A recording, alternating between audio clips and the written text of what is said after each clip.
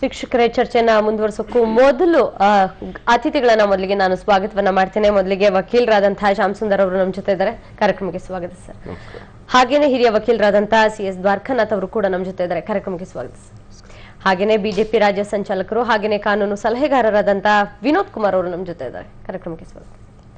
Dwarakanath sir, ಮೊದಲು ನಿಮಗೆ ಕೇಳ್ಬಿಡ್ತೀನಿ, ಇದೇ ಮೊದಲ ಬಾರಿಗೆ ಈ ರೀತಿ ನಿವೃತ್ತ ಸುಪ್ರೀಂ ಕೋರ್ಟ್ ಮುಖ್ಯ ನ್ಯಾಯಮೂರ್ತಿಗಳನ್ನ ನೇಮಕ ಮಾಡಿದ್ದಾರೆ ರಾಜ್ಯಪಾಲರನ್ನಾಗಿ. ಇದನ್ನ ನಾವು ಸ್ವಾಗತಿಸಬೇಕಾ ಅಥವಾ ಯಾವ ರೀತಿ ನೋಡ್ಬೇಕು?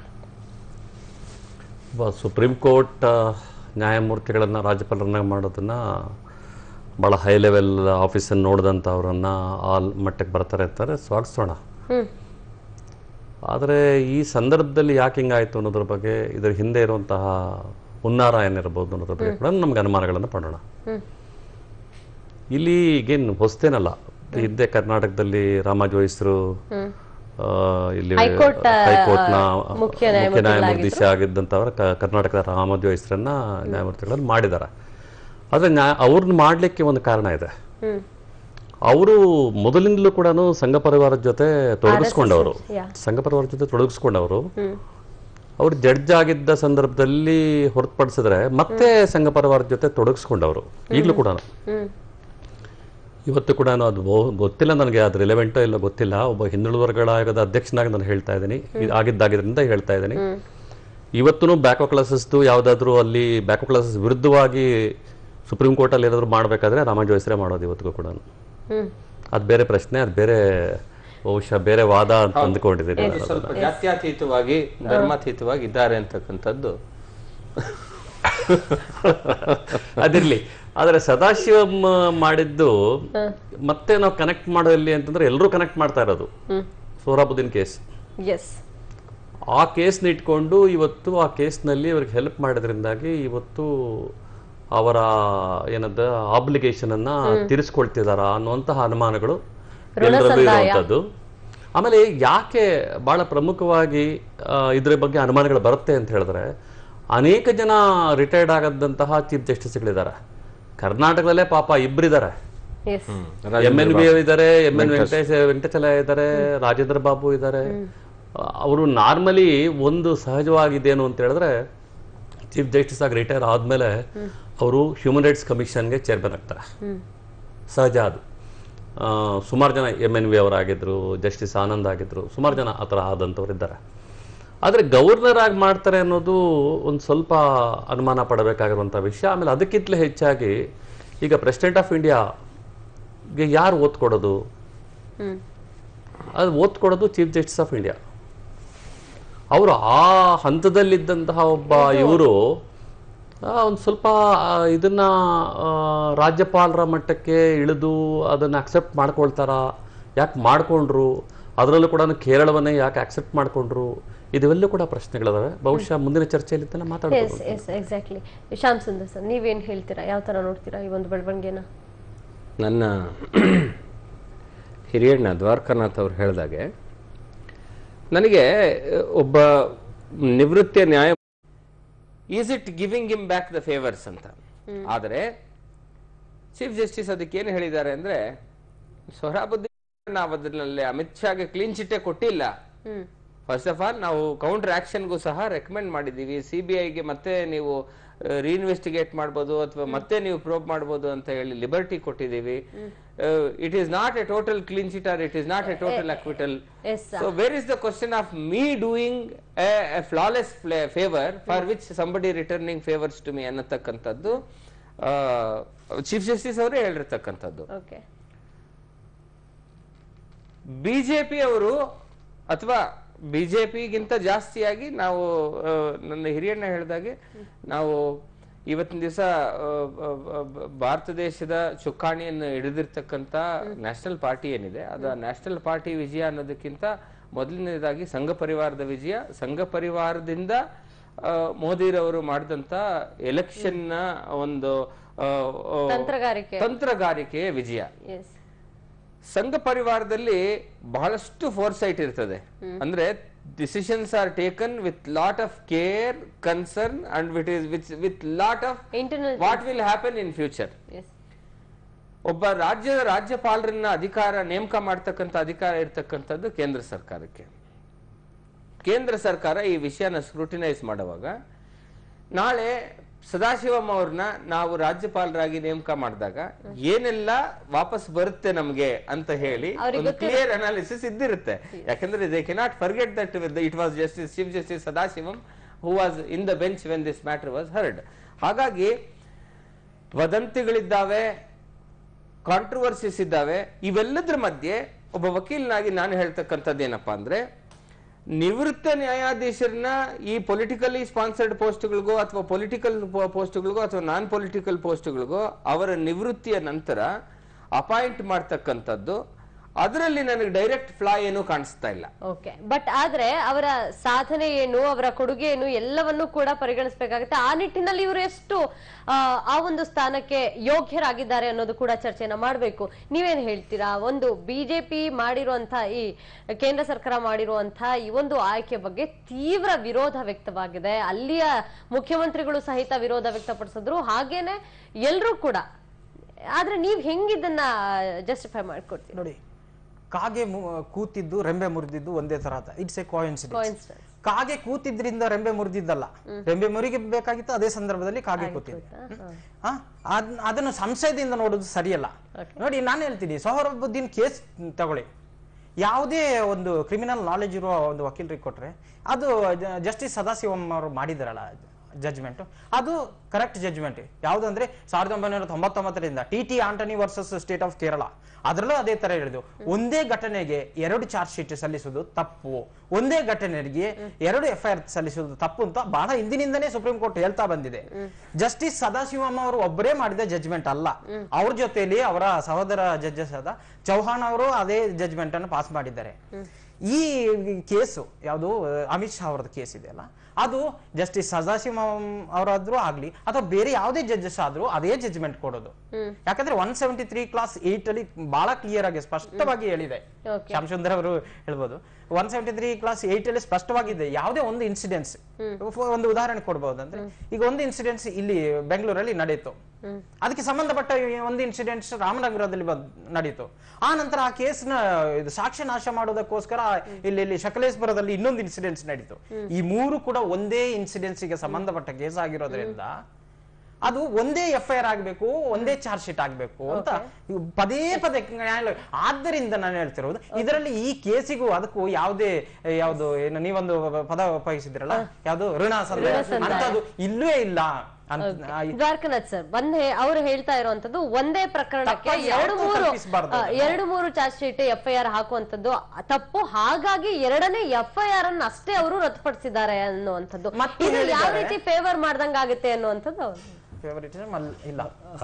ನಾನು ಬೇಸಿಕಲಿ ಕ್ರಿಮಿನಲ್ ಅಡ್ವೊಕೇಟ್ ಅಲ್ಲದೆ ಇರೋದ್ರಿಂದ ಇದ್ರ ಬಗ್ಗೆ ಶ್ಯಾಮ್ ಸುಂದರ್ ಚೆನ್ನಾಗಿ ಮಾತಾಡೋದು ಅಂದ್ಕೊಂಡಿದ್ದೀನಿ. ಆದ್ರೂ ನನಗೆ ಗೊತ್ತಿರೋ ಲಿಮಿಟೆಡ್ ನಾಲೆಡ್ಜ್ ಅಲ್ಲಿ ಹೇಳುವಂತದ್ದು, ಒಂದು ಕೇಸ್ ಒಂದೇ FIR ಹಾಕಲ್ಲ.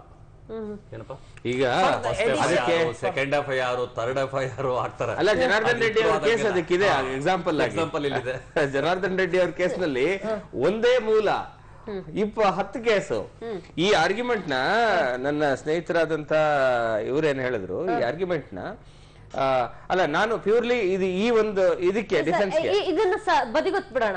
ಒಂದು ಪ್ರಕರಣವನ್ನ, ಯಾವುದೋ ಒಂದು ನಕಲಿ ಎನ್ಕೌಂಟರ್ ಆಗಿದೆ, ಮೊದಲನೇ FIR ಇದೆ, 2ನೇ FIR ಅನ್ನ ರದ್ದುಪಡಿಸ್ತಾರೆ. ಇದು ಆ ವ್ಯಕ್ತಿ ಯಾರ ಮೇಲೆ FIR ಆಗಿದೆ ಆತ ಬಚಾವಾಗ್ಲಿಕ್ಕೆ ಹೆಂಗ್ ಹೆಲ್ಪ್ ಆಗುತ್ತೆ? ಒಂದು ನಿಮಿಷ ಹೇಳ್ತೀನಿ. ಈಗ FIR ಅಂದ್ರೆ ಏನು? ಫಸ್ಟ್ ಇನ್ಫಾರ್ಮೇಶನ್ ರಿಪೋರ್ಟ್ ಅಲ್ವೇನಮ್ಮ? ಫಸ್ಟ್ ಇನ್ಫಾರ್ಮೇಶನ್ ರಿಪೋರ್ಟ್ ಆದ ನಂತರ ಆ ಕೇಸ್ ಇಂಪ್ರೂವ್ ಆದಂಗೆಲ್ಲ ಸೆಕೆಂಡ್ FIR ಆಗ್ಬೇಕಾಗತ್ತೆ, ಏನು ಮಾಡಕ್ಕಾಗಲ್ಲ. ಸ್ಪಷ್ಟವಾಗಿದೆ.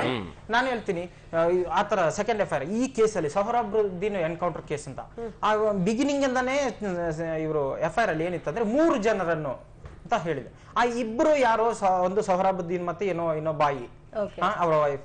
ಆ ನಂತರ ಇನ್ನೊಬ್ರು 3 ಜನ ಮಿಸ್ಸಿಂಗ್ ಇದ್ದಾರೆ ಅಂತ ಆ ಫಸ್ಟ್ FIR ಅಲ್ಲಿ ಇತ್ತು. ಆ ನಂತರ ಸ್ವಲ್ಪ ಸಮಯದ ನಂತರ ಇನ್ನೊಬ್ಬ ಮಿಸ್ಸಿಂಗ್ ಇದ್ದವನು ಪ್ರಜಾಪತಿ ಅಂತ, ಯಾರು ಪ್ರಜಾಪತಿ, ಅವನು ಸಿಕ್ಕಿದ್ದಾನೆ. ಚಾರ್ಜ್ ಶೀಟ್ ಆದ ನಂತರ CBI ನವರಿಗೆ ಇನ್ಫಾರ್ಮೇಶನ್ ಬಂತು ಅಂದ್ರೆ ಈ ಥರ್ಡ್ ಪರ್ಸನ್ ಯಾರು ಸಾಕ್ಷಿ ಅಂತ, ಸಾಕ್ಷಿದಾರ ಅಂತ ಇದ್ರು, ಆದ್ರಿಂದ ಆ ಸಾಕ್ಷಿ ಅವನು ನಾಳೆ ಸಾಕ್ಷಿ ಹೇಳ್ಬೋದು ಅಂತ ಅವನನ್ನ ಎನ್ಕೌಂಟರ್ ಮಾಡಿದ್ದು ಅಂತ CBI ಕ್ಲೈಮ್ ಮಾಡ್ತಾ ಇರೋದು.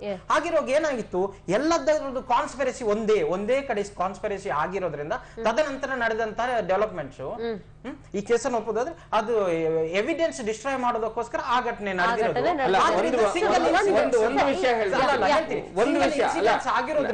ಒಂದು ವಿಷಯ ಹೇಳ್ಬಿಡ್ತೀನಿ, ಈ ವಿಷಯದಲ್ಲಿ ಇನ್ಸಿಡೆನ್ಸ್ ಅಲ್ಲ. ಈ ಕೇಸ್ನಲ್ಲಿ ಅಮಿತ್ ಶಾ ಅವರಿಗೆ ಅನುಕೂಲವಾಗೋ ಹಾಗೆ ಮಾನ್ಯ ಸುಪ್ರೀಂ ಕೋರ್ಟ್ ಅಥವಾ ಸದಾಶಿವಂ ಸಾಹೇಬರ ನೇತೃತ್ವದ ಬೆಂಚು ಅವ್ರಿಗೆ ಸಹಕಾರ ಮಾಡಿದೆ ಅಂತಕ್ಕಂಥದ್ದನ್ನ ಧೈರ್ಯವಾಗಿ ಓಪನ್ ಆರೋಪ ಮಾಡ್ತಾ ಇಲ್ಲ. This could be a possibility. ಅವ್ರು ಹೇಳ್ತಾ ಇರೋದೇನು, ಕೇರಳದಲ್ಲಿ ಇರ್ತಕ್ಕಂಥ ಒಂದು ಕೂಗೇನು ಅಂದ್ರೆ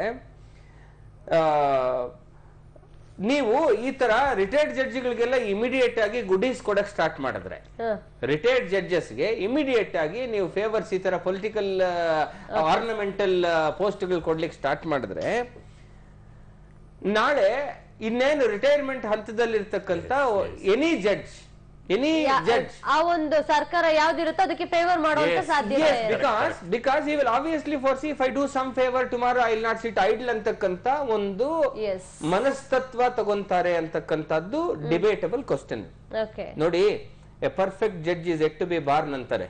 ಅಂದ್ರೆ ಒಂದು ಉಕ್ತಿ ಇದೆ, perfect judge is yet to be born ಅಂತ. ಈ ಒಂದು ಕೂಗೇನಿದೆ, ಈ ತರ ನೀವು ಮಾಡೋದ್ರಿಂದ it would act as a tempting factor for the sitting judges ಅಂತ. ನಿಜವಾಗ್ಲೂ ಈ tempting factor need not to be the post of governor. Tempting factors could be anything.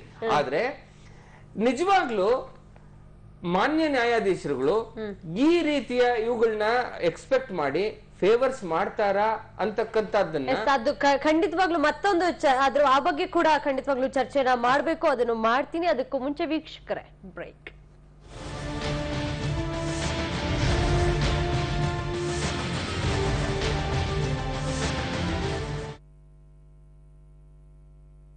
ನಾನು ರೂಪವಾಗಿದ್ರು ದಪ್ಪಗಿದ್ದ ಕಾರಣ ನನ್ನನ್ನ ರಿಜೆಕ್ಟ್ ಮಾಡ್ತಾ ಇದ್ರು. ನನ್ ಆಂಟಿ ನ್ಯೂಟ್ರಿಸ್ಲಿಮ್ ನ ಫಲಿತಾಂಶ ಪಡೆದಿದ್ರಿಂದ ನಾನು ನ್ಯೂಟ್ರಿಸ್ಲಿಮ್ ಟ್ರೈ ಮಾಡಿದೆ. ಕೆಲವೇ ವಾರಗಳಲ್ಲಿ ಸ್ಲಿಮ್ ಆದ ಸುಂದರವಾದ ದೇಹ ನನ್ನದಾಗಿ ತುಂಬಾ ಮದುವೆ ಪ್ರಪೋಸಲ್ಗಳು ಬಂದವು. ಸ್ಲಿಮ್ ಆಗಿ ಸುಂದರವಾಗಿ ಕಾಣಲು ನ್ಯೂಟ್ರಿಸ್ಲಿಮ್. ಅರಿಶಿನ ಮತ್ತು ಚಂದನದ ಗುಣಗಳ ಸಂತು ತ್ವಚೆಯನ್ನಷ್ಟು ಈಗ 4 ಸಂತೂರ್ 125 ಗ್ರಾಂ ಸಾಬೂನುಗಳೊಂದಿಗೆ ಪಡೆಯಿರಿ 40 ರೂಪಾಯಿ ಸಂತೂರ್ ಬಾಡಿ ಲೋಷನ್ ಪೂರ್ತಿ ಉಚಿತ. ತ್ವರೆ ಮಾಡಿ.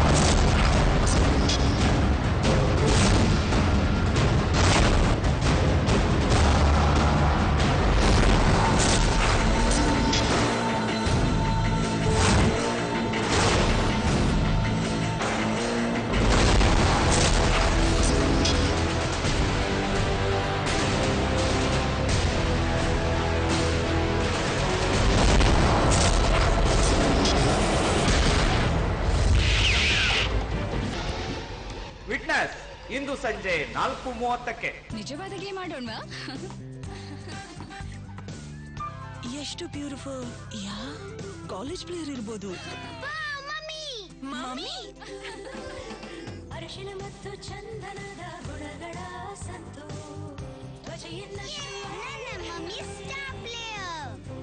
ನನ್ನ ದೇಹದ ತೂಕ ಹೆಚ್ಚಾಗಿ ನ್ಯೂಟ್ರಿಸ್ಲಿಮ್ ಉಪಯೋಗಿಸಲು ಶುರು ಮಾಡಿದೆ. ಕೆಲವೇ ವಾರಗಳಲ್ಲಿ ನ್ಯೂಟ್ರಿಸ್ಲಿಮ್ ನಿಂದ ಆಶ್ಚರ್ಯಕರವಾದ ಸ್ಲಿಮ್ ಆದ ದೇಹ ನನ್ನದಾಯ್ತು. ನೀವೇ ನೋಡಿ, ಐ ಆಮ್ ಸೋ ಹ್ಯಾಪಿ ನಾವ್. ಸ್ಲಿಮ್ ಆಗಲು ನ್ಯೂಟ್ರಿಸ್ಲಿಮ್.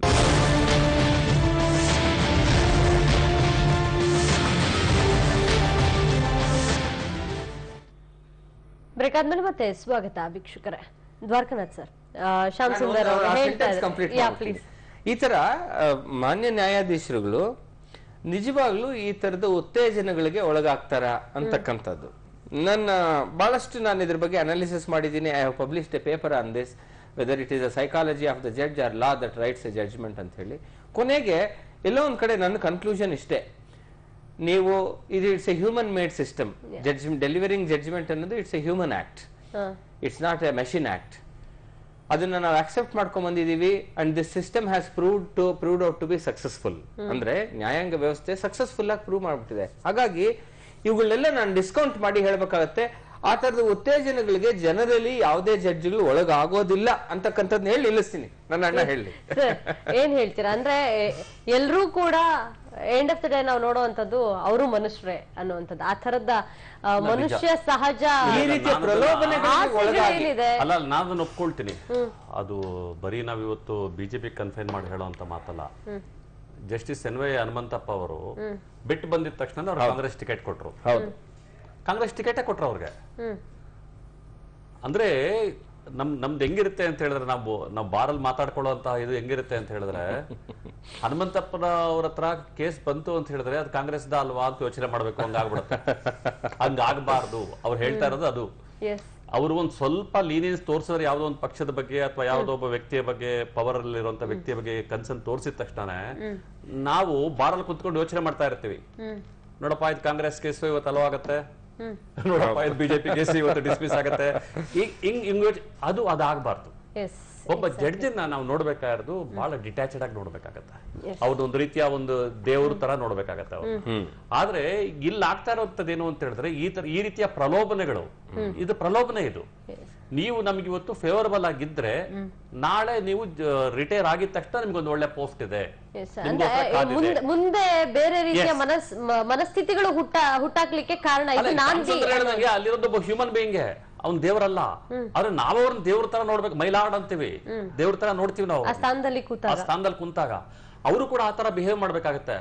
ಅವ್ರು ಹೇಳಿದಾಗ ಇನ್ನೂ ಪರ್ಫೆಕ್ಟ್ ಆಗಿರುವಂತ ಜಡ್ಜ್ ಬರ್ಲಿಕ್ಕೆ ಸಾಧ್ಯವಿಲ್ಲವೇನೋ ಅಂತ ಅನ್ಸುತ್ತೆ. ಯಾಕಂದ್ರೆ we have read about all the greatest judges like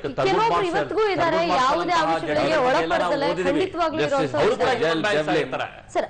ಇದು ಇನ್ನೊಂದ್ ಕಡೆ ಇಟ್ಟು ನೋಡೋದಾದ್ರೆ, ಈಗ ಸದಾಶಿವಂ ಅವರ ಹಿನ್ನೆಲೆಯನ್ನ ನೋಡೋದಾದ್ರೆ, ಯಾವೆಲ್ಲ ಅಲಿಗೇಷನ್ಸ್ ಅವ್ರ ಮೇಲೆ UPI ಕೂಡ ತುಂಬಾ ಸಾಫ್ಟ್ ಆಗಿದ್ರು. ಆಮೇಲೆ ಸಿಬಿಐ ಕಡೆ ಒಂದ್ ಕಡೆ ಹೇಳ್ತಾರೆ ರಿಲಯನ್ಸ್ ನ ಭೇಟಿ ಆಗಿದ್ದು ಉಂಟು. ಒಂದು ವಿಷಯ ಹೇಳಮ್ಮ, ಮೂವರು ಲಾಯರ್ಸ್ ಕೂತಿದ್ದೀವಿ. ಬಹಳ ವರ್ಷ ಈ ಪ್ರೊಫೆಷನ್ ನ ಈ ಒಂದು ಸೆಟಪ್ ನೋಡಿದಂತ ನನ್ನ ಹಿರಿಯಣ್ಣ ಇದ್ದಾರೆ ಇಲ್ಲಿ. ಕ್ಲೈಂಟ್ ಆಟಿಟ್ಯೂಡ್, ಪಬ್ಲಿಕ್ ಆಟಿಟ್ಯೂಡ್ ಏನಂದ್ರೆ, ಅವನು ಲಾಯರ್ ಸೋತಿದ ತಕ್ಷಣ ಅವನು ಎಷ್ಟೇ ಚೆನ್ನಾಗಿ ಕೇಸ್ ನಡೆಸೋವಾಗ ನೋಡ್ದೇನೋ ನಮ್ ಲಾಯರ್ ಹೆಂಗ ಆರ್ಗ್ಯುಮೆಂಟ್ ಮಾಡುದು ಅಂತ. ಕೇಸ್ ಸೋತಿದ ತಕ್ಷಣ ನಮ್ ಲಾಯರ್ ಡೀಲ್ ಆಗ್ಬಿಟ್ಟಿದ್ದಾರೆ ಗುರು ಅಂತ.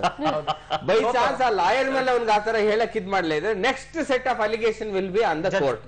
ಅವನ ಕೇಸ್ ಎಷ್ಟು ಕೆಟ್ಟದಾಗಿದೆ. ಇವೆಲ್ಲ ಏನೇ ಇದ್ರು this system has proved out to be successful. ಈಗ ನೀವು ಪಾಕಿಸ್ತಾನದ ಜುಡಿಷಿಯರಿನ ಇಂಡಿಯನ್ ಜುಡಿಷಿಯರಿಯನ್ನು ಕಂಪೇರ್ ಮಾಡಿದ್ರೆ, Pakistan judiciary is always under the pressure of the government, is always under the pressure of the army. ಆದ್ರೆ ಇಂಡಿಯನ್ ಜುಡಿಷಿಯರಿ ಈಸ್ ಸುಪ್ರೀಂ. ಹಾಗಾಗಿ you will always try to be pally with the supreme power. ಅಂದ್ರೆ ಅದನ್ನ ಯಾವ ತರ ಪ್ಯಾಲಿ ಆಗಿ ನೋಡ್ಬೇಕು, improve on your values.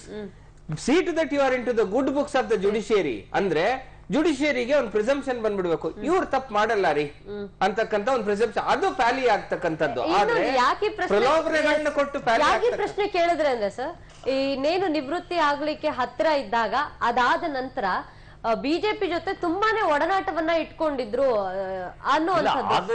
ಏನೋ ಆಧಾರಗಳಿಲ್ಲ ಅದಕ್ಕೆ. ಮುಂಚಿತವಾಗ್ಲೇ ಅವರಿಗೆ ಗೊತ್ತಿತ್ತ ಅದು ತಪ್ಪಾಗತ್ತೆ ನೋಡಿ.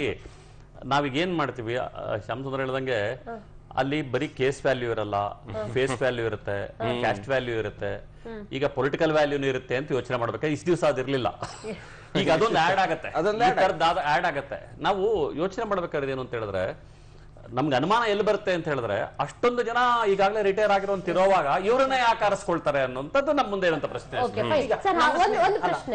ಒಂದು ಪ್ರಶ್ನೆ, ಸಾಮಾನ್ಯವಾಗಿ ರಾಜ್ಯಪಾಲರನ್ನ ಆಯ್ಕೆ ಮಾಡುವಾಗ ಯಾವೆಲ್ಲ ಮಾನದಂಡಗಳನ್ನ ನೋಡ್ತಾರೆ? ಒಂದು, ಕೇಂದ್ರದವರು ಆಯ್ಕೆ ಮಾಡ್ತಾರೆ, ಸರಿ, ಆಯ್ಕೆ ಮಾಡುವಾಗ ಪಕ್ಷಕ್ಕೆ ಅವರ ಸೇವೆಯನ್ನು ಅಥವಾ ಹಿರಿಯರು ಅವರಿಗೆ ಬೇರೆ ಯಾವುದನ್ನು ಸ್ಥಾನಮಾನ ಕೊಡ್ಲಿಕ್ಕೆ ಸಾಧ್ಯ ಇಲ್ಲ, ರಾಜ್ಯಪಾಲರನ್ನಾಗಿ ಮಾಡ್ತೀವಿ ಅಂತಲೋ ಈ ರೀತಿ ಕೆಲವೊಂದು ಮಾನದಂಡಗಳನ್ನ ಇಟ್ಕೊಳ್ತಾರೆ.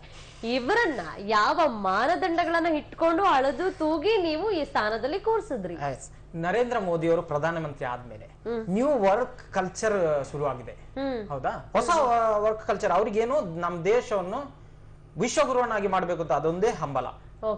ಆ ಉದ್ದೇಶದಿಂದ ಇಂಟೆಲೆಕ್ಚುಯಲ್ ಕ್ಲಾಸಸ್ ಎಲ್ಲೆಲ್ಲಿ ಇದ್ದಾರೆ ಅವ್ರನ್ನೆಲ್ಲ ಕರೆಸಿ ಅವ್ರ ಪಕ್ಷದಲ್ಲಿ ದುಡಿದಿದ್ದಾರೆ. ನಮ್ ದೇಶ ಪಕ್ಷದಲ್ಲಿ ದುಡಿದವ್ರಿಗೆ ಮಾತ್ರ ಕೊಡುದು ಅಂತಲ್ಲ, ಇಂಟೆಲೆಕ್ಚುಯಲ್ ಕ್ಲಾಸಸ್ ಎಲ್ಲೆಲ್ಲಿ ಇದ್ದಾರೆ ಅವರ ಇಂಟೆಲಿಜೆನ್ಸ್ ಅನ್ನ ನಾವು ಉಪಯೋಗಿಸಿ ನಮ್ ದೇಶನ ಉದ್ಧಾರ ಮಾಡೋಣ, ವಿಶ್ವಗುರುವನ್ನಾಗಿ ಮಾಡೋಣ. ಆ ಉದ್ದೇಶದಿಂದ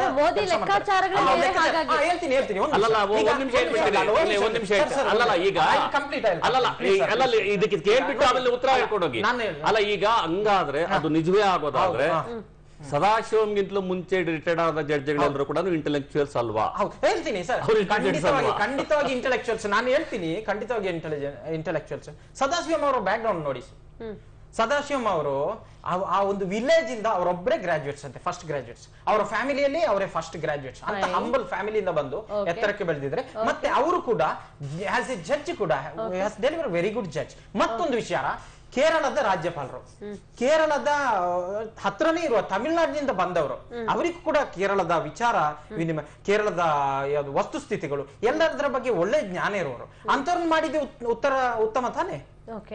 ಅದು ಕೂಡ ಒಂದು ಮಾನದಂಡ ಆಗಿರ್ಬೋದು. ಮತ್ತು ಅಲ್ಲದೆ ಮೋದಿ ಅವರು ಕೂಡ ಯಾವ್ದು ಅಂತ ಹಂಬಲ್ ಫ್ಯಾಮಿಲಿಯಿಂದ ಬಂದವರು, intellectuals.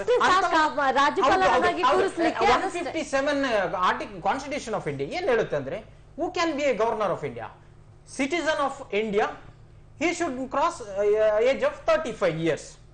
He can be a Sathasivam ಅವರೇ ಯಾಕೆ ನಿವೃತ್ತಿಯಾಗಿ ಇಷ್ಟು ಕಡಿಮೆ ಸಮಯ ಅಲ್ಲ? ಈಗ ಅವರು ಹೇಳಿದ್ ಸರಿ, ಆ ಒಂದು ಗ್ರಾಮಾಂತರ ಪ್ರದೇಶದ ಬಂದ್ರು ಅದೆಲ್ಲ ಅವರಿಗೆ ಕಷ್ಟ ಗೊತ್ತಿರಲ್ಲ. What is the back ground of justice Rajendra Babu? ಈ ಫ್ರಮ್ ಮೈ ಡಿಸ್ಟ್ರಿಕ್ಟ್, ನನ್ನ ಜಿಲ್ಲೆಯಿಂದ ಅತ್ಯಂತ ಕುಗ್ರಾಮದಿಂದ ಬಂದವರು, ಅತ್ಯಂತ ಬ್ಯಾಕ್ವರ್ಡ್ ಕಮ್ಯುನಿಟಿಯಿಂದ ಬಂದವರು ಅಂತವ್ರು ಎಷ್ಟೋ ಜನ ಇದ್ದಾರೆ. What is the back ground of M N Venkatachalaiah? ಅವರು ಕೂಡ ಒಂದು ಗ್ರಾಮಾಂತರ ಪ್ರದೇಶದಿಂದ ಬಂದಂತ ವ್ಯಕ್ತಿ. ಹಂಗ್ ನೋಡಿದಾಗ ಅದು ಮಾನದಂಡ ಆಗಬಾರ್ದು ಒಂದು. ಆಮೇಲೆ ಇನ್ನೊಂದು ಪ್ರಶ್ನೆ ಅವ್ರು ಎತ್ತಿದ್ದು ಏನು ಅಂತ ಹೇಳಿದ್ರೆ, ತಮಿಳ್ನಾಡಲ್ಲಾಗಿರೋದ್ರಿಂದ ಕೇರಳಕ್ಕೆ ಬಹಳ ಕೇರಳದ ಬಗ್ಗೆ ಗೊತ್ತಿರುತ್ತೆ. ಹಂಗಾದ್ರೆ ನಮ್ಗೆ ಗುಜರಾತ್ ಅವ್ರನ್ನ ಯಾಕೆ ಹಾಕ್ತಾರೆ? ಕರ್ನಾಟಕಕ್ಕೆ ಅದು ಕೂಡ ಒಂದು ಮಾನದಂಡ. ಅದು ಕೂಡ 75 ವರ್ಷದ ಮೇಲಿರೋರ್ಗೆ ಯಾವ ಸ್ಥಾನಮಾನನು ಬೇಡ, ವಯಸ್ಸಾಯ್ತು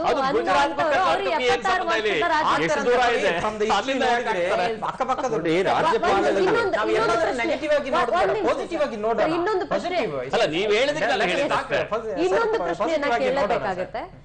ರಾಜ್ಯಪಾಲರಾಗಿ ಕೂರಬಹುದು ಅನ್ನುವಂತಹ ಯಾವ ಕ್ವಾಲಿಟಿ ಸದಾಶಿವಂ ಅವರಲ್ಲಿ ಇದೆ ಅನ್ನುವಂಥದ್ದನ್ನ ಅವರ ಹಿನ್ನೆಲೆಯನ್ನ ನೋಡಿದಾಗ ನಿಮ್ಗೆ ಅನ್ಸುತ್ತೆ? ಅಲ್ಲ, ಅವ್ರ ಹಿನ್ನೆಲೆ ಬಗ್ಗೆ ನಾನು ಅನುಮಾನ ಪಡಲ್ಲ ಮತ್ತು ನಾನು ಡೌಟ್ ಪಡಲ್ಲ. I respect him so much.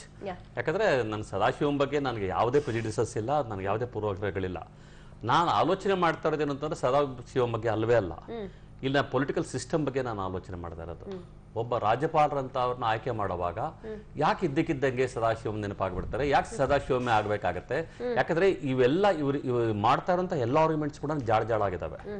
ಅವ್ರು ಅತ್ಯಂತ ಇದರಲ್ಲಿ ಬಂದಿದ್ದಾರೆ ಅಂತ ಹೇಳೋದಾದ್ರೆ, ಹಿನ್ನೆಲೆಯಿಂದ ಬಂದಿದ್ದಾರೆ ಅಂತಂದ್ರೆ ಅಂತ ಹಿನ್ನೆಲೆಯವರು ಇದ್ದಾರೆ, ಬೇರೆಯವರು ಇದ್ದಾರೆ. ಇನ್ನೂ ಒಂದು ವಿಚಾರ ಏನಂದ್ರೆ, ವಿಲ್ಲಿಂಗ್ನೆಸ್ ಇತ್ತು. ಅಲ್ಲಲ್ಲ ವಿನೋದ್, ಇನ್ನೂ ಒಂದು ವಿಚಾರ ಏನಂದ್ರೆ, ಇವ್ ರಾಜ್ಯಪಾಲರನ್ನ ವಿನೋದ್ ಹೇಳಿದಾಗೆ ಅವರ ಬ್ಯಾಕ್ ಗ್ರೌಂಡು, ಅವರ ಬುದ್ಧಿಮತ್ತೆ, ಅವರ ರೊಬಸ್ಟ್ ಇವುಗಳನ್ನೆಲ್ಲ ನೋಡಿ ನೇಮಕ ಮಾಡಿ ಇಂಡಿಪೆಂಡೆಂಟ್ ಆಗಿ ಒಬ್ಬ ರಾಜ್ಯಪಾಲರು ಅವರ ಕರ್ತವ್ಯನ ನಿರ್ವಹಿಸಬೇಕು. ಅದಕ್ಕೆ ಬಹಳಷ್ಟು ಯಾರು ಫ್ಲಾಲೆಸ್ ಅಂದ್ರೆ ಯಾರು ಅಂದ್ರೆ ದೇಶದಲ್ಲಿ ಫಸ್ಟ್ ಇರೋದ್ರಲ್ಲಿ ಫ್ಲಾಲೆಸ್ ಆಗಿರ್ತಾರೆ ಅಂದ್ರೆ ಜಡ್ಜಸ್. ಯಾಕಂದ್ರೆ they are the most all likely to be the most flawless category of people, judges. ಯಾಕಂದ್ರೆ ನೋಡ್ಬಿಟ್ಟಿರ್ತಾರೆ, ಅರ್ಥ ಮಾಡ್ಕೊಂಡಿರ್ತಾರೆ, ಹಾಗಾಗಿ ಅವ್ರನ್ನ ನಿಷ್ಕಳಂಕ ಜನ ಅನ್ಬೋದು. If this theory has to be accepted, ನೀವ್ಯಾಕೆ ಕಾಂಗ್ರೆಸ್ ಗವರ್ಮೆಂಟ್ ರಿಜೈಮ್ ನಲ್ಲಿ, U P A government regime ನಲ್ಲಿ ನೇಮಕ ಮಾಡಿದಂತ ರಾಜ್ಯಪಾಲರುಗಳಿಗೆಲ್ಲ ಕಿರುಕುಳ ಕೊಟ್ರಿ? ಯಾಕೆ ಅವ್ರನ್ನೆಲ್ಲ ಬಲವಂತವಾಗಿ ರಿಸೈನ್ ಮಾಡೋಂಗ್ ಮಾಡಿಸಿದ್ರಿ?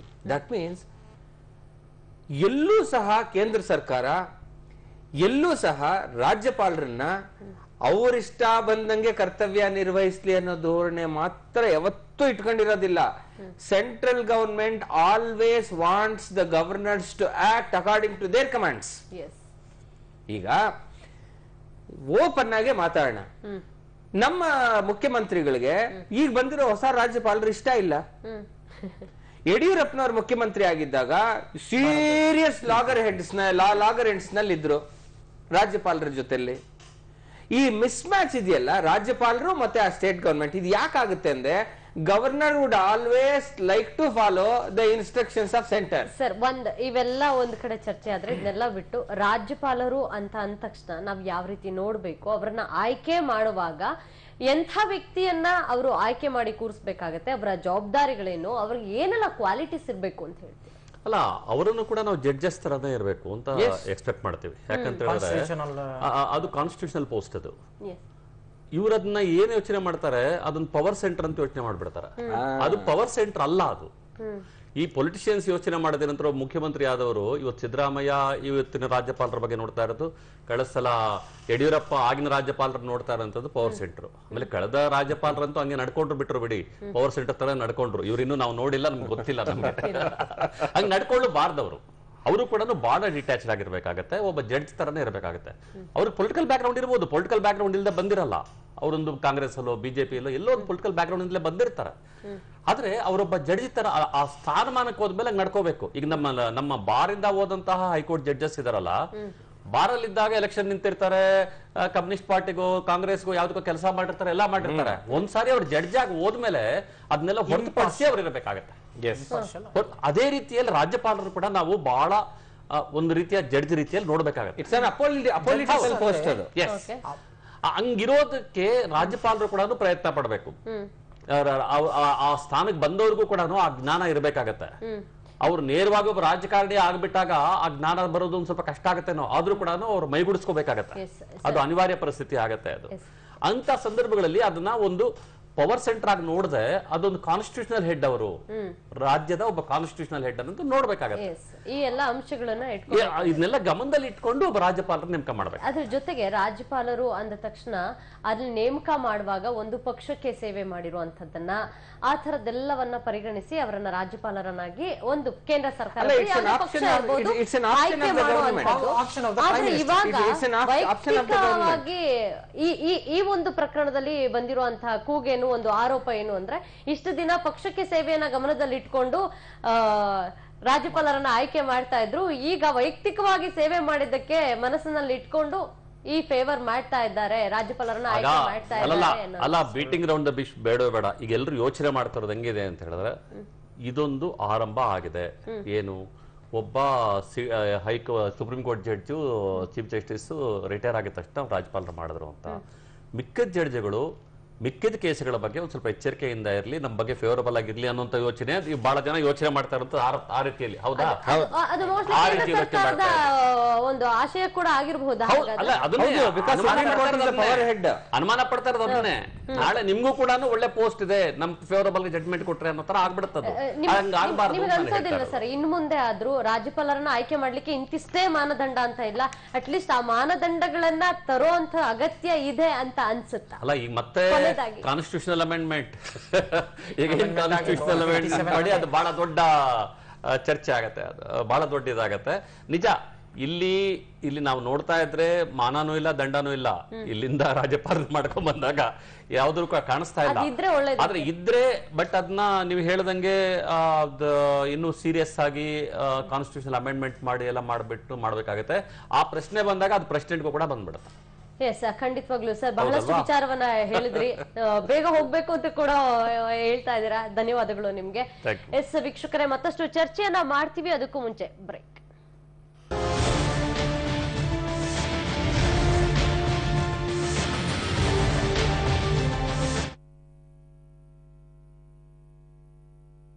ನೀವು ತುಂಬಾ ತೆಳ್ಳಗಿದ್ದೀರಾ, ಸದೃಢ ಮೈಕಟ್ಟನ್ನು ಹೊಂದಿ ದೇಹದ ತೂಕ ಹೆಚ್ಚಿಸಲು ಆಯುರ್ವಿನ್ ನ್ಯೂಟ್ರಿಗೇನ್.